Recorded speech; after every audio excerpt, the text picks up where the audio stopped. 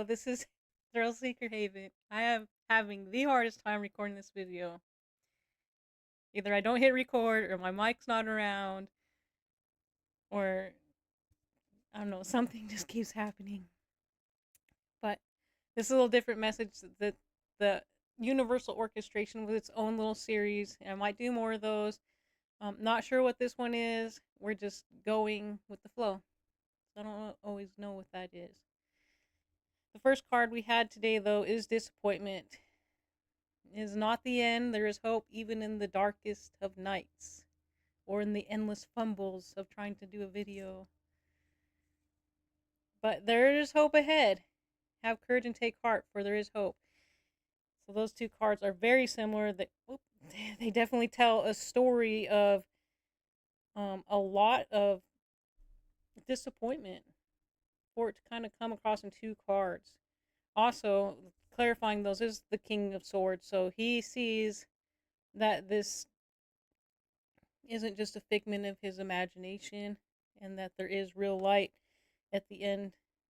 There's real light once he gets out of that, what is that, swamp kind of area. He's also seeing his reflection, it looks like, in the lake there. His reflection. But clarity, he has clarity, and he's gonna go get what he wants. I think that having these two cards together kind of shows that there might have been a lot of disappointment in the collective, in anybody's specific journey, story. But the next card is Go on an Adventure. Today is the day to try something daring. I think the truest adventure, the most daring thing that anybody could possibly do, is the inner work, is to go within, is to say enough is enough, and whatever you have to do, you have to do. Whatever you have to do to disrupt this, to choose something different, to cut it away and have some clarity. And like, this is who I want to be. I want to be someone clear-headed. I want to be someone who's willing to go on an adventure, to try something new and daring, and not kind of be stuck in this darkness here. So what's beautiful is the card that came out next is the Two of Wands. So he kind of sees he has the whole world in his hands. He can go anywhere he wants. Maybe he's looking inward. Maybe that's his inner, looking at his inner world. What tops clarifies this, how to say, capstone clarifies this whole reading, is the Six of Pentacles. I give and receive for the universal good. I want to say oftentimes, or more often than not, we're giving for a particular reason. We're giving because it's somebody's birthday. We're giving because it's Christmas. We're giving because it's anniversary. But what if we just gave because for universal good, because it felt good? Because we knew that, like, these messages are going to help change the world, to help bring enlightenment, to let there be light. This card, I don't know why, I just felt like that little card. Just, I give and receive for universal good. Also, what I love about this card, this usual Six of Pentacles, I wonder if I can find it real quick in this deck. I didn't want to go through all these decks, but all these cards, but I'll go through a little bit of them. What I like about this Six of Pentacles is it's structured, whereas the Six of Pentacles in the normal tarot is not balanced on both sides. In fact, the guy is only giving, seemingly, at least in the image, to one of the guys. Sorry, I found it. Let me try not to mix these up. So, see how it's like 3 on one side, 1, and then 2, and compared to, like, this feels more structure, more balanced. Of course, he has the scale in his hand, but it feels more structured and balanced. This feels, I don't know, it just doesn't feel the same energetically to me. This feels like stability. I like to go through the bottom of the cards on each deck. On the first deck we had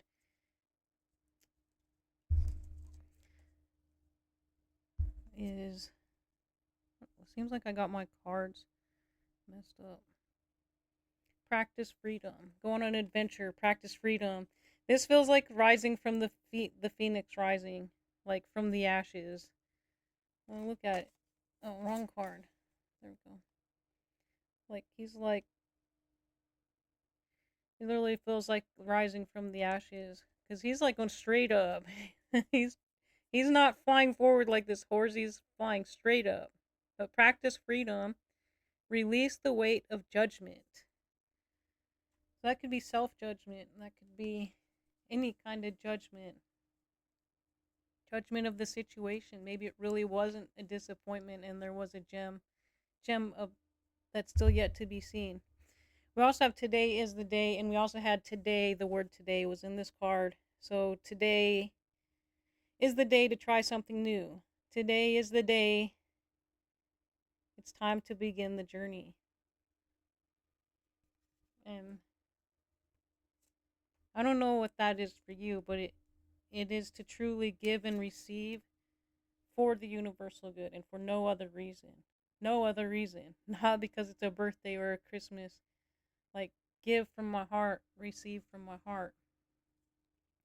But this isn't just about me. This is a collective reading. And the disappointment, it's hard to... When you're in this much disappointment, and it feels like a story the way it's coming out like this. It's always a story. It's hard. It can appear to be difficult,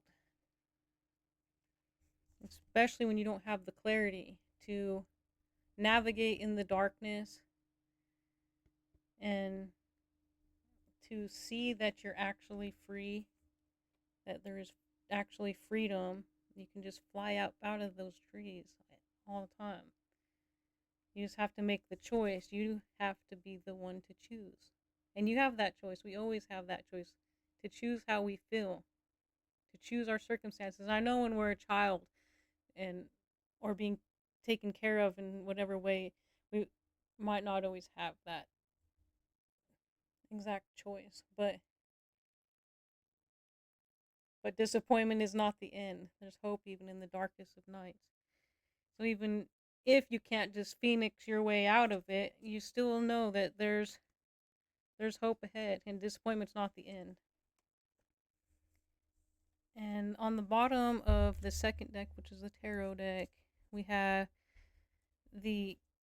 I'll just do these together because it seemed like they just go together. It seemed like they do. But it's what I was saying is, it's how do you be excited about life when you're in a constant cycle of disappointment? When you just expect things to go wrong or expect things not to be happy or good. How do you have the vitality? How do you remain grounded? And how do you allow yourself to receive? Because when you're in this state, it's often fight or fight. It's your nervous system is like tensed and just not relaxed, not grounded. And so there's a lot of grounding in these two cards especially, and it feels like vitality. And so by practicing freedom, you kind of bring that vitality back in, or you're calling it back in. And this Queen of Pentacles, she looks, kind of getting used to this. She looks a little sad when she looks at her pentacles. She sees the sadness in the past, and she also sees the opportunity. So, and she's grounded in that, and she's willing to let go and still receive, even if she has to let go of something like someone that she loved dearly. She just needed to look at it from a different perspective. So on the bottom of this, what is it, Crystal Power Tarot deck, with the Six of Pentacles. I can't pick this up. I couldn't pick it up. We have the Ten of Cups, and I have all I wish for in my relationships. That is the bottom card there. And I think on the bottom we have, yeah, the 10. I would have all I wish for in my relationships, and I protect what matters to me. And I think like protecting all of those cups, protecting all of your energy, your vitality. And I know I say sometimes, like, we have a lot of 10s in here too. One of the decks is the number 10 deck, this one. So we have a 10 from these two decks, and this deck is the number 10. So we have a bunch of 10s here. But what I was saying, sometimes I say that, I don't want to say I don't believe in spiritual warfare, because it's definitely very real. But I think it's more about protecting your energy, because we didn't come here to constantly be on guard. We didn't come here for that. It's being so steadfast in your truth that nothing can touch you. And you have to really believe that, but you also have to not. This is my personal opinion, so my language kind of comes off like a king of swords almost. But is that you don't have to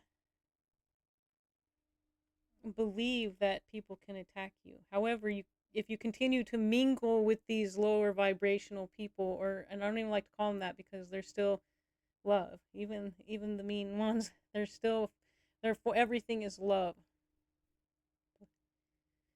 But protecting what's yours, protect your energy, and that could just be like lighting a candle, smudging, just to cleanse the energy. And you don't have to make it about, well, somebody's attacking me or nothing. No, we're just uplifting. It's reframing the whole thing, essentially, is what it is. Um, don't know why I wanted to talk about that. I feel like it's important. I feel like it can just go different ways. But I want to move on with this. We're just going to move some energy. And since I've tried to record this a couple times, I'm just going to move through this. I do have a tone 727, which is a specific healing frequency, sometimes paired with other frequencies, which creates what they call an all healing frequency. But we have 727 today. All of this stuff is random. If you're interested in the numbers, let me know in the comments and I'll start incorporating them. We do have, I know for sure, a deck 10. We have deck 3. And we have deck 20. So I'm going to put on this tone now, and I'm going to switch to the image, and then we'll move some energy and hang out for a minute. So if you have any sound sensitivity, you might want to lower your volume. It's already low, but you just to be aware, I'm going to turn it on in 3, 2, 1. So this part of the video is more to allow ourselves to relax into just being that freedom that we might be seeking. But if we just relax in the knowing that it's already here, that we are already free, that we can have, be, and do freedom, be anything we want. It's all within our imagination. And that sounds whimsical when we're living in the 3D, but it starts in your imagination. You don't go to school without first kind of dreaming about going to school, dreaming about the job or whatever it is. So just let yourself settle into the image. It feels very sacral chakra. It also feels like the sacral chakra, like the edges, is like the door opening and allowing you to go in deeper, which I was talking about, kind of going inward. It also feels like a sacred union between male and female, between giving and receiving, with the river otters. They're so joyful and playful and fluid, and the lions, they're just royalty, steadfast, honoring, loyalty, strength. But it all feels like messengers, like witnesses, and like the inner union. And then we have the chakra GIF today, going from the earth chakra up through and to the soul star chakra. So 9 chakras total in that. So when we're in a state of disappointment for a long time, it can really dysregulate the nervous system. And it's good to help. Kind of what we're doing now is uplifting. We're bringing light into these cells that might have felt the disappointment. And we're just enlivening them, enlivening ourselves, enlivening bringing light to anywhere that needs it and wherever it needs. We're just letting the energy do the work, letting source or whatever you subscribe to be the guide.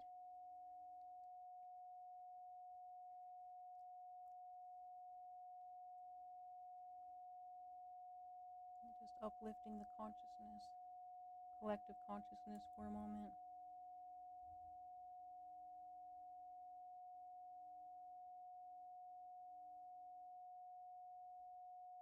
But we definitely feel like we're in a state of transition between like the king of swords.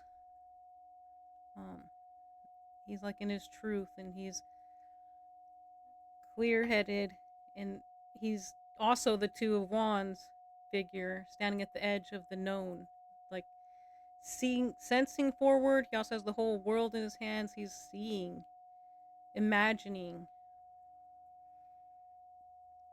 And then with the 6 of Pentacles, it just feels reciprocity as a state. And I think this image feels like a state of being. It does. It feels like a state of just being whole, which we really are. We are freedom. We are wholeness. Our nervous system is at its base core frequency already regulated. We just need to step out of the way and let that river flow. Let the energy just flow. Allow yourself to feel it and let go, and just be like, that's just the water flowing. That's just another wave. I like to think about emotions sometimes, and maybe we'll have one of those images pop up, but I like to think about the emotional waves, turbulence, or calmness as just being energy, and kind of like always having a surfboard with you or a raft or something. I mean, sometimes it gets a little crazy and you might want to just relax up on the surface and lay in the sun or something.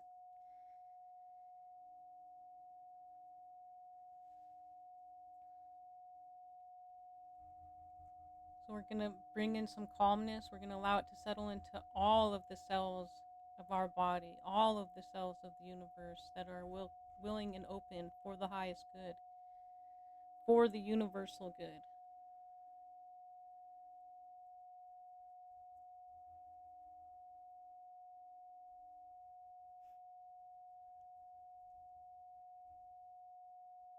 We're going to clear out patterns of disappointment and expectation of disappointment. They no longer serve us, and we're choosing. We're choosing to see the hope. See the hope ahead. We're bringing in courage. We're bringing in that Leo energy to take heart, to move from our heart, to feel, to flow like a river otter through the emotions and just make it fun. We don't have to hold on to what feels bad because it feels bad. So what? Just feel it and let it go. Feel it as deeply as you can if you want. I do, and then I can fully let go of it. But as we release the habit of bracing, kind of being in that flight and fight energy, as we release that habit of just bracing, we can allow in the feeling of safety that's always here within us, the sense of being present and open. And we can learn to trust in the body's natural intelligence, to allow the body to do what the body knows how to do, to let life, life, the way the life lives. We don't need to control it. We don't need to do anything with it. We're just here to witness it and allow it to witness us. And so it seems like a lot of witnesses in our image with the GIF, and in like a sacred union between the, it feels like between the male and the feminine aspects, which we all have. And I believe that the sacred union, the twin flame stuff, I'm not a huge follower of it, but I believe it starts within. It starts with remothering yourself, refathering yourself, no matter how good your life was. Um, it's kind of like you being the ruler, you being the king of swords, the one who's going to take action, stand up for yourself, stand up for you. You're going to be your own hero. Doesn't mean your parents or anybody did anything wrong. We're all doing what we know how to do to the best of our ability. And that's all we can do. Until we go on an adventure and we really start learning when we go inside. And we start letting go of the belief that safety lives in only like familiar and generally contracted emotion. It feels safer when it's contracted if you're used to that. And so when you go on an adventure, it could be scary. It could definitely, especially if your nervous system isn't used to it, it can feel very unfamiliar and unsteady. But that doesn't mean you're not safe at all. It doesn't mean that something bad's going to happen. And I think that is the energy right here that we're transmuting. Instead of expecting disappointment, we're expecting light. We're expecting lightness. We're expecting openness, freedom, love. Love as unconditional acceptance. A healthy love.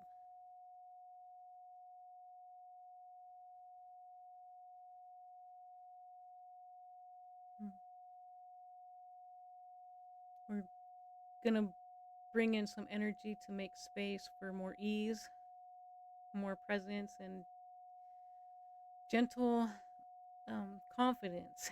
Confidence, so that we can feel confident in ourselves and our choices, even the natural ones that we don't have to think about with our clear-headed King of Swords energy. Sometimes we just feel the way, feel from the heart, move from the heart, speak from the heart.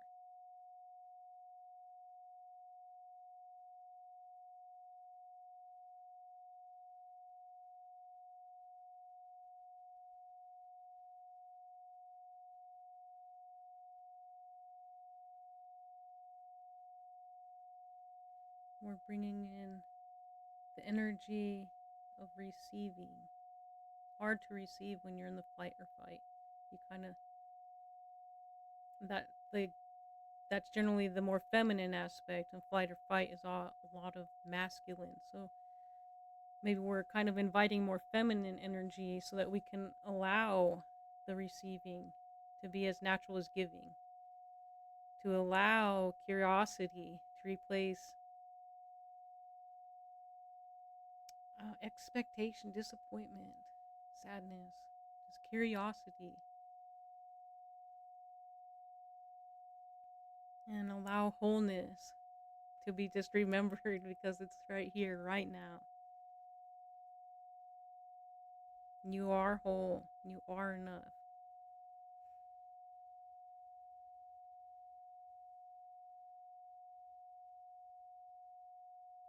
I'm just going to move a little bit more energy, and I just want to share one little thing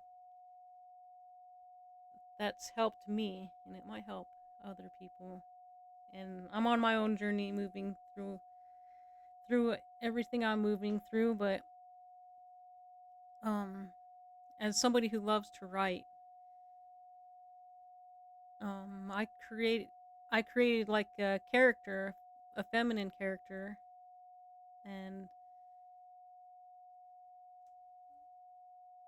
in a story, and like just created her, and she became like kind of like my idol. I created her kind of to be exactly what I wanted to be. And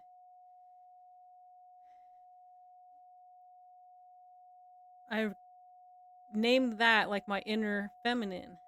And so I actually named that as part of myself. And I know it sounds kind of it like fragmentation or creating different personalities, schizophrenia, I don't know. But it's more grounded than that. And I think using our imagination is our biggest gift. The right next to the gift of choice. Every moment we have a choice of how we feel and how we're gonna act or react or whatever. It's our choice. But there's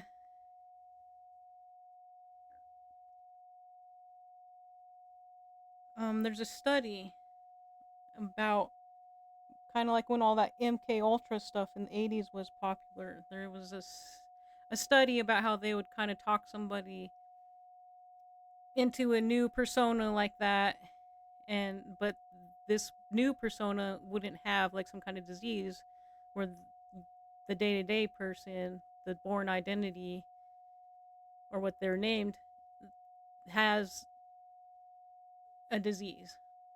So it's not that like the one side doesn't have a disease. It's like it's a different way of being. It's a different state of being that's different. I don't know, and I feel like a lot of the healing that I've gone through has been through creating these different kind of characters, allowing my mind to literally go on these adventures to explore. Because I don't know, I feel like writing is just poetry, song, word, whatever is one of the best ways to just build, to literally build. And you could do it through video games, and that's one of the things I'm going to share on this channel. And like one of the video games right now, I'm actually playing like I'm playing a couple games, but Diablo, and I'm a lightning sort right now, kind of, and it's like the energy, the names. I'm just truly embodying everything I'm doing. So I'm not actually playing the game, but it's pure energy.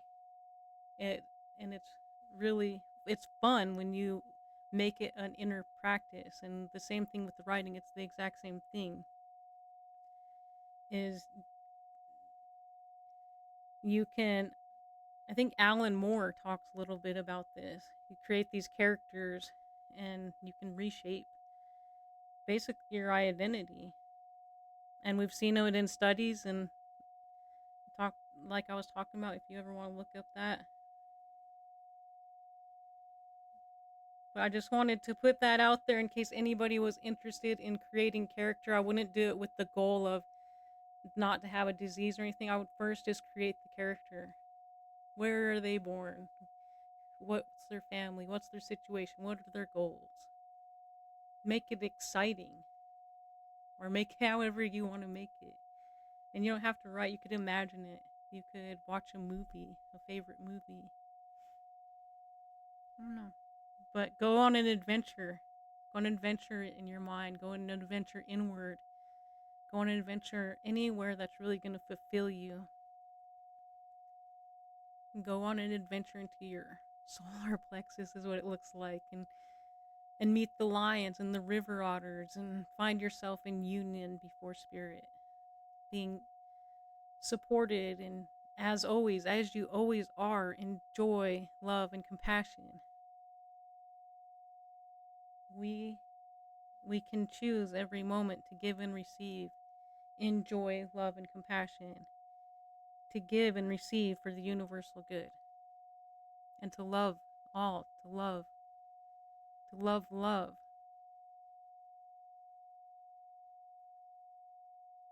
All right, I think I'm going to wrap this up here, guys. I love you if you stayed this long.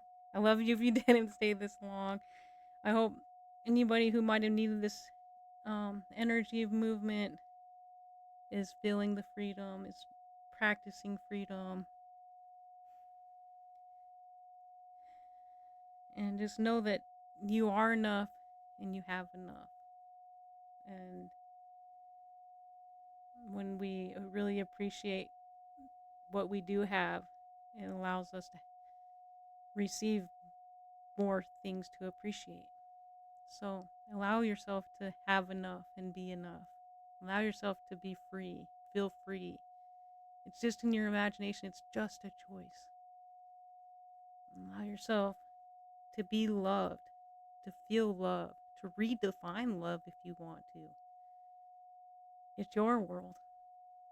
And I encourage you to raise your sword. I love you guys. I hope you have a wonderful day. Love you. Bye.